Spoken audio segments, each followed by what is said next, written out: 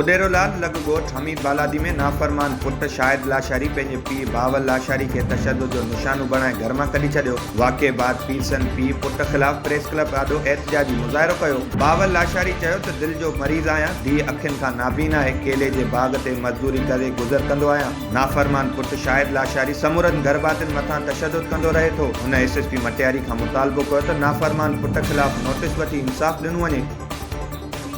टंडो मस्ती जे ॻोठ नूर मोहम्मद चगड़ सियाल वासियुनि पारां छॾण बिरादरी जी ज़ियादतियुनि ख़िलाफ़ एहतिजाजी मुज़ाहिरो कयो वियो। उन मौक़े ते ख़ान मोहम्मद छॾण, बावल फ़क़ीर ऐं ॿियनि चयो त कुझु महीना अॻु असांजी बिरादरी जे नौजवान नारी नबीला छॾण प्यार जो परणो कयो, जंहिं बाद नारी जे वारसनि पारां पसंदि जो परणो कंदड़ नौजवान वसीम छॾण खे क़त्ल कयो वियो। वाक़िए बाद नौजवान जा वारस मामले खे क़बीलाई जहिड़े तरफ़ वधाए रहिया आहिनि। उन्हनि SSP खेरपुर खां मुतालबो कयो त मामले जो नोटिस वठी तहफ़ुज़ ॾिनो वञे।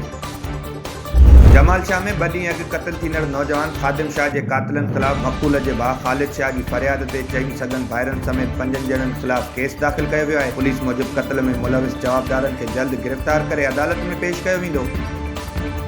कराची में म्यूज़िक टीचरनि तरफ़ां ऑफर आर्डर न मिलण ख़िलाफ़ एहतिजाजी मुज़ाहिरे जी हिमायत में टंडो जाम में बि फ़नकारनि तरफ़ां एहतिजाजी मुज़ाहिरो कयो वियो। फ़नकार इरफान मल्ला, सिंगार लाशारी ऐं ॿियनि चयो त फ़नकारनि खे ऑफर आर्डर न ॾियणु, तशद्दुद करण समेत शाह जे रिसाले जी बेहरमती कंदड़ अहलकारनि ख़िलाफ़ कार्रवाई थियणु घुरिजे। म्यूज़िक टीचर्स खे जल्द ज्वाइनिंग आर्डर ॾेई बेचैनी ख़तमु कई वञे। ॿी सूरत एहतिजाजी दाइरो वसी कयो वेंदो।